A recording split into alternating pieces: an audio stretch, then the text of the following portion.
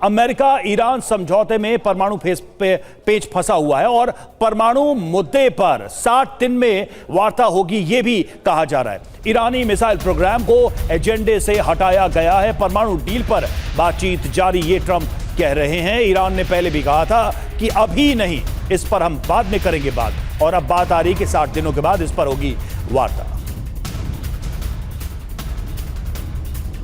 तो देखिए, 60 दिनों के बाद परमाणु डील पर बातचीत होगी। हालांकि ट्रंप कह रहे हैं कि इस पर बातचीत अभी चल रही है। फिलहाल जो एमओयू साइन हुआ है और इसके बाद जो फाइनल डील साइन होगी, उसमें ये इशू अभी शामिल नहीं रहेगा।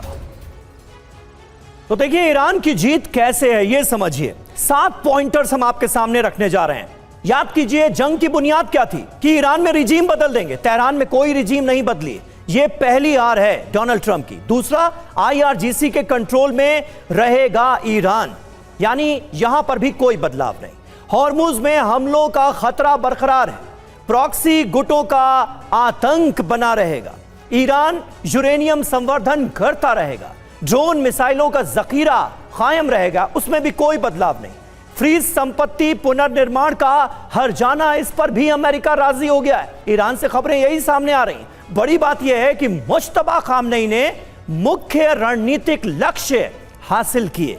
सुप्रीम लीडर बनने के बाद यह उनके नेतृत्व की, उनकी लीडरशिप की बहुत बड़ी कामयाबी है। मेजर जनरल अश्विनी सिवाच हमारे साथ मौजूद हैं। सिवाच साहब, क्या आपको नहीं लग रहा है कि डील की जो भी बातें अभी तक सामने आई हैं, उसके हिसाब से यह सीधे सीधे ईरान की जीत है और डोनाल्ड ट्रंप का सरेंडर है?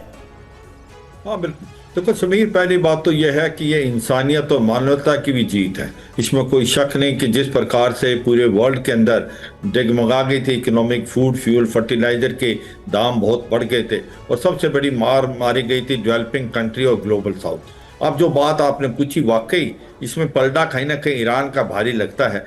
ईरान को जो चाहिए था ऑलमोस्ट सब कुछ मिल गया है, क्योंकि ये सच्चाई है कि स्टेट ऑफ हॉर्मुज खुला है तो नेवल ब्लॉकेड भी तो खुल गया है, और जहां इनरिचमेंट यूरेनियम की बात है वो कहते हैं कि वहीं पर डाइल्यूट होगा, और दूसरा कि वो सिविल पर्पज के लिए न्यूक्लियर जो इनरिचमेंट है वो कर सकते हैं। वो एक एनपीटी का हिस्सा है ईरान, और इसलिए उसके ऊपर वही लागू है कि वो करीब 3% के करीब इनरिच यूरेनियम सिविल पर्पज के लिए कर सकता है।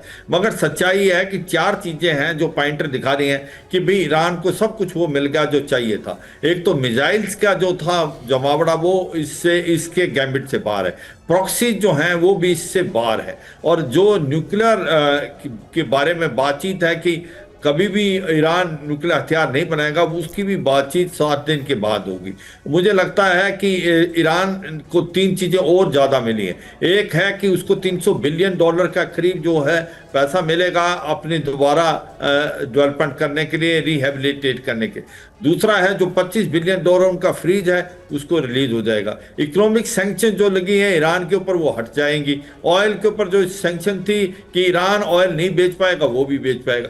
तो मुझे लगता है कि सारे के सारा ऐसा लगता है ईरान को जो चाहिए था वो मिल गया। वो तभी कहते हैं ईरान के जितने भी ये टॉप लीडर हैं और आईआरजीसी, उन्होंने बहुत ज्यादा वो चेस वाली गेम खेली है, और कहीं ना कहीं अमेरिका के पास मजबूरी थी।